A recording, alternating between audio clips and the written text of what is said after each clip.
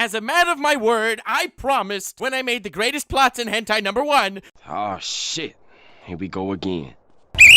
Right! That if it got 50,000 likes, I would make the greatest plots in hentai #2. No, you won't. It will hopefully be out within a week, but no promises on this one. I will try, fam. Now, I've completely deleted the evidence and removed the video from my channel, but it got over 50,000 likes, so, yeah, it was age restricted, so let's hope this one does well.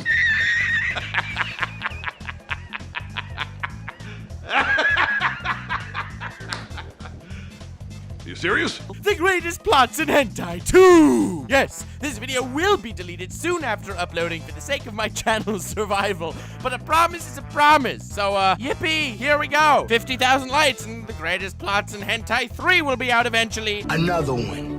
Not promising when, but it will happen. And if it doesn't reach that like goal, honestly, I think I'm not gonna do it. So if you like this very interesting intermittent series that lasts for very short periods of time, definitely smash like. And also, if you want to see it, I highly suggest subscribing because, well, if you're not subscribed, then you may not be notified. And if you're not notified, then I may have deleted the video before you get the chance to see it. I don't intend for this to last here long. It's only until YouTube notices, or preferably before they notice. So, let's get into the meat and potatoes of the greatest plots in hentai 2. First, hentai. Why am I doing this? Itadaki Seikei. So, the thing about this hentai is that female protagonist, if you can call hentai characters protagonists, is redhead vampire women. Now, redhead vampire women, goddamn everywhere. You're goddamn right. I don't know the deal, but she just is, with her little snaggletooth fang thing that actually makes sense in the plot, as opposed to every single anime girl in, like, Moe Slice of Life anime that also have the snaggletooth thing, which don't make sense according to the plot. What the fuck? Hentai immediately slaps anime with facts and logic. But that brilliant point aside, you want to know what this is about. Well, redhead vampire woman is a vampire and therefore needs to drink blood. Or so you'd think. Turns out, vampires don't need to drink blood, they could just drink any bodily fluid, and that would be good enough. See, the lore in this anime is devised brilliantly in order to create the perfect situation, in which case smashing can occur. So, the main male protagonist, if you can call anti-protagonists protagonists, is a lily-livered bitch, but aside from that, this guy doesn't want to go ahead and have fun with women. I'm trying my hardest not to get picked up by the bots immediately. YouTube, please, spare me. I got 50,000 likes. I have no choice. I'm doing this against my will. Yes, I am enjoying it and loving making this video, but it's against my will. In any case, Vampire Woman is starting off about to drink main character's blood. And then she's like, well, I know that I'm like a teenager or whatever, probably over 18 for the sake of legal reasons, even though I'm in high school, but I am actually scared of blood. I can't drink your blood because, oh, it's so scary.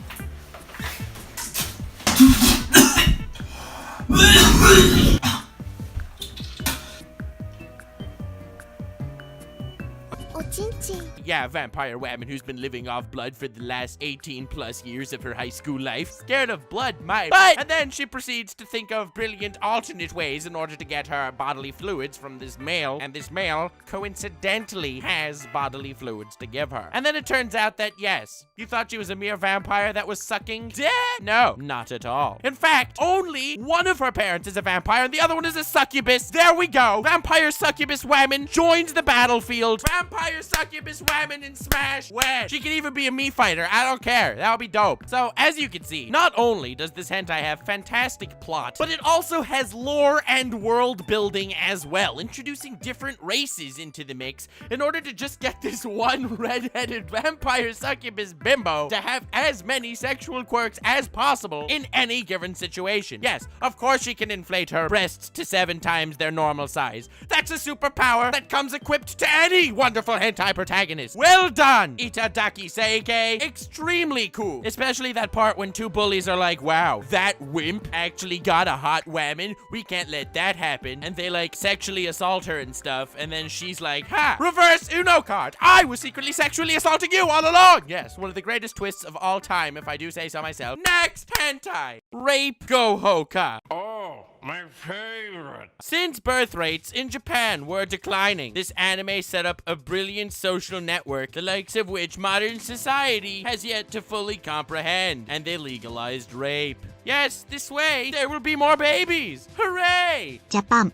You make baby now, or we rape your reality. Finally, solving real problems with real solutions. Two girls get attacked, they defend themselves and beat the crap out of the attacker, and then they get arrested. How dare they assault that man for trying to rape them? That's fully legal. Disgusting. Wow, I'm glad that was solved nicely. Very often, and even masterpieces of social world building, there are often various plot holes within the social constructs they've created in this world. However, in Rape Gohoka, a modern classic, this is not the case. Despite the very brilliant and fascinating social climate they live in, where repercussions can only be imagined, nothing is ever out of place. There's no double stepping, and there's no going back on what they've already decided was the best turn for the society within this fictional universe. It's my personal belief that this hentai should be shown in schools and colleges across the world. And you know I'm serious, because it's the world, not the world. It very much teaches us how a society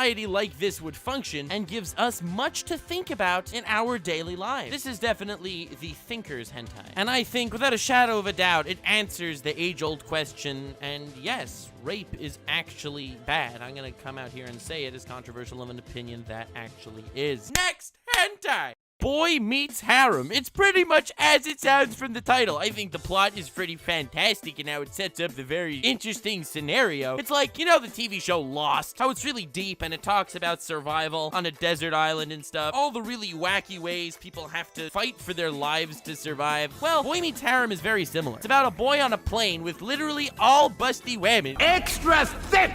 The plane crash lands on an island with one boy and an army of busty women. They proceed to port. But now, most of you are probably thinking to yourself, this is just some random excuse to get one dude with a ton of women. And if you're thinking that, you're totally wrong and clearly don't understand the deeper philosophical metaphors it's trying to teach. They survive on this island via all ganging up on this one dude to have sex with him. And since there's only one of him, they have to fight in order to be the most pleasurable in his eyes at any given point in time, because for some reason, this hentai makes you believe that the only way to survive is to bang. I'm not exactly sure where I came up with this very interesting take on the survival genre, but I'm not exactly complaining, because the metaphors here far surpass the average survival show. In something like Survivor, where there are a ton of guys in an island and they're competition with each other and have to try to figure out how to best each other, this is pretty much that, except it's not defined with different rules, where slowly but surely they're gonna be weeded out. No! This is life or death right here, not some crazy game. So these women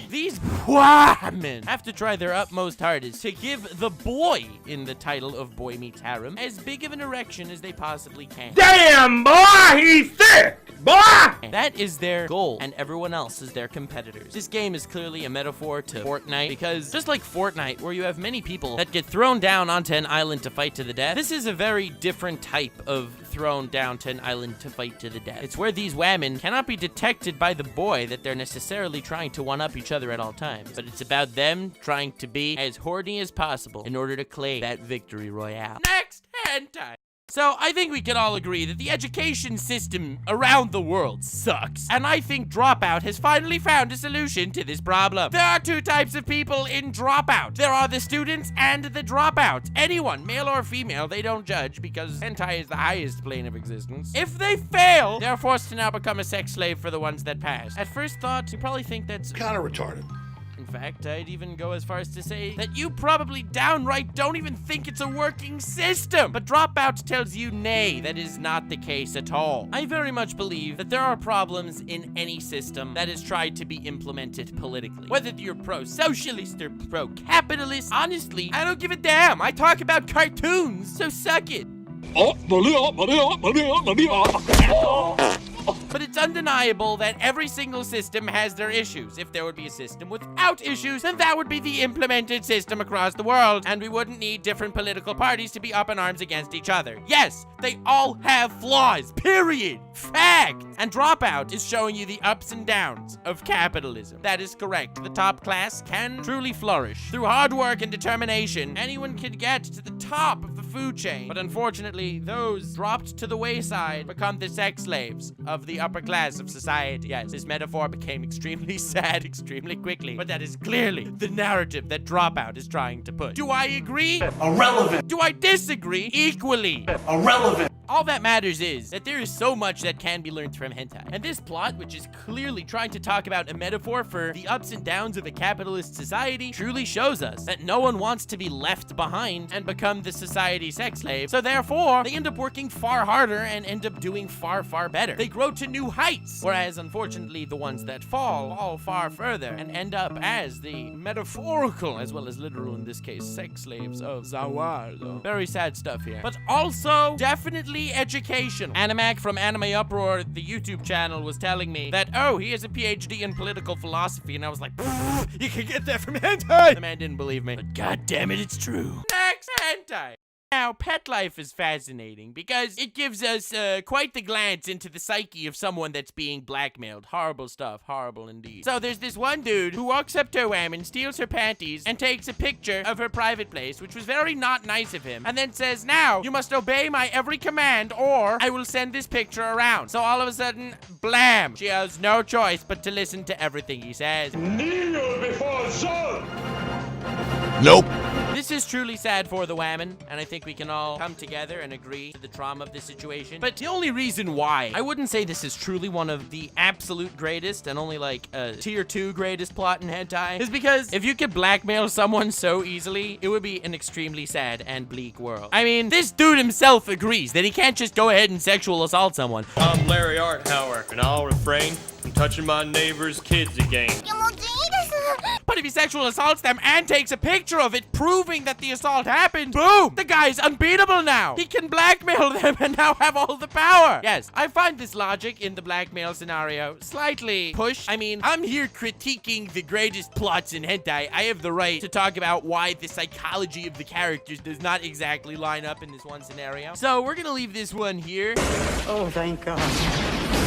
Just to leave you to think about that and let me know your decisions about my assessment in the comments below. That would be extremely appreciated so we can only further come to a better understanding of some of the deepest plots of the greatest stories of the modern era. Game of Thrones, hold your beer. We have 400 hentai with different types of apps on cell phones that can hypnotize women into having sex with you. You got nothing on this. So with that said and done, thank you very much for stopping by and enjoying the greatest plots in hentai too. Riveting stuff, I know. Please smash like, because 50,000 likes and you'll be getting part 3 eventually. Share this around as quickly as you can, because in a few days, it's not gonna exist anymore. Definitely subscribe with notifications on. Hit that bell so you can know when the next one comes out, being that, well, it's not gonna have staying power. And also, feel free to check out some of my other content. It's not all as weird. At least that's what I like to tell myself. So, have yourselves the most wonderful evening. Links in the description to my Twitter, Twitch, Patreon, and merch. And remember to stay weird, fan. It's crude. It's lewd. And that's what I call high quality goddamn semen.